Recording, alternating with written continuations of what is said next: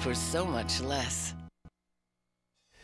Welcome back to Capitol Square. Reggie Fields, Mark Niquette, Joe Hallett. That's absolutely true. We are taking a look at the closer look at the winners from election night 2010.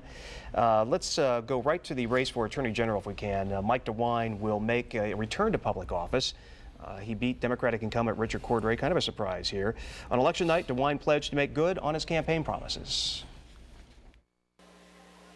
As you've seen from our campaign, there's some things as a former prosecutor that I care very much about. We will fix the state crime lab. We will make it work. I will work with John Kasich and the rest of this great Republican team to improve the business climate of this state, to bring Ohio back. We need to do that, and we will work together to do it. Big night for the former U.S. Senator from Ohio.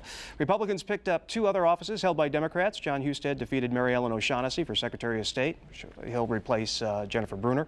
Josh Mandel defeated incumbent Democrat Kevin Boyce for State Treasurer, and the State Auditor's Office remains under Republican control. Dave Yost will succeed Mary Taylor after he defeated Democrat David Pepper. I mean, at the beginning of the night, there was some thought that Pepper could hold on with that Republican base in Hamilton County, that Cordray was very popular, had the pro-gun lobby behind him, and obviously conservatives have never been big fans of DeWine. But in the end, I mean, this wave was just too much.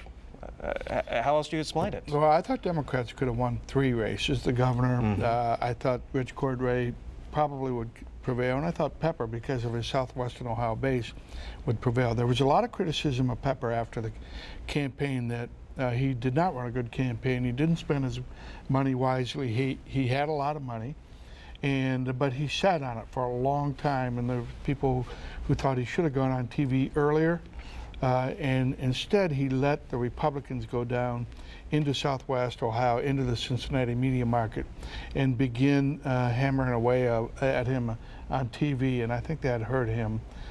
It was in a way sad. I thought in the Attorney General's race that we had 2 really quality performers. It was sad to see Rich Cordray go, but I think because he's been a good Attorney General, but I think DeWine will be a good Attorney General as well. Mark, let me just I mean, at the end of the day, if you're a Democrat in Ohio, who's to blame? I mean, that was a total wipeout of the state house and all statewide elected offices and congressional districts, left and right. I mean, if you're a Democrat, what do you think? Well, I think, one, the wave was real. I mean, the national trend certainly played out here in Ohio in terms of you know, Republican victories and the anti-incumbent, angry electorate. But also what you saw in Ohio in particular that hurt not only Governor Strickland but the other Democrats on the ticket was turnout. You just saw a dramatic drop from this midterm election compared with the 2006 midterm election, more than 300,000 vote difference. And particularly in the urban areas where Democrats obviously need to get a pretty big cushion to offset Republican votes elsewhere. And I think what you saw was the enthusiasm gap we all heard about so much before the election was real, that, you know, despite what everybody thought and sort of conceded was a great turnout the vote effort by the Democratic Party, you can knock on as many doors as you want and call people as many times as you want, but if they're not motivated to vote, they're not going to vote, and they didn't vote in a lot of cases. And Reggie, I mean, President Obama, as we look back, it doesn't look like he did much of that final visit to Cuyahoga County. I mean, the turnout there was lower than expected. Yeah, it was pretty dismal, that last visit on Sunday, but I think the president probably did help get the kind of wake up the Democratic base for Strickland, or this would have probably been an even, you know, wider gap in terms of this particular race. You know, what I think also is that Ohioans have proved once again that it doesn't matter who's in office. If they're unhappy, if there's something not going right, they're going to vote you out. And we saw it in 2006 when they voted out all the Republicans. This time around, the economy is terrible, so they vote out all the Democrats. And the Democratic Party had bragged all along that they've got this massive, you know, paid volunteer staff for, you know, to get out the vote. And I don't think it worked. Right? The amazing thing is that there is not a Democrat left standing. Right. The luckiest Democrat in Ohio on Tuesday night was U.S. Senator Sherrod Brown. He was not on the ballot. If he had been, he'd probably be gone now, too. All right, let's talk about Washington for a second. Republicans also nab more seats from Democrats in the U.S. House of Representatives. Steve Chabot will return to Congress after defeating Steve Driehaus in the 1st District. Over in the 6th District, Republican Bill Johnson, who Bill Johnson beat Democratic incumbent Charlie Wilson. 2 seats in Central Ohio also flipping parties. Steve Stivers defeated Mary Jo Kilroy in that rematch, and Bob Gibbs defeated Zach Space, who had actually voted against the Obama health care plan. So in the 112th Congress, Republicans will hold all but 5 of Ohio's congressional seats, and it will leave Ohio's John Boehner at the helm of the House of Representatives, and we heard from him on election night. We are humbled by the trust that the American people have placed in us. And we recognize this is a time for us to roll up our sleeves and go to work on the people's priorities, creating jobs, cutting spending, and reforming the way Congress does its business.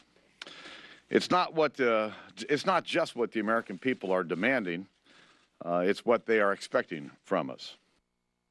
All right, so from the day after the election there, soon-to-be Speaker of the House, John Boehner, Republicans had everything in Washington just 5 years ago. So this is, I almost feel like it's Groundhog Day where, so I guess the question becomes, with the Tea Party watching, can Republicans now make the cuts and bring down the deficits as they always campaign on?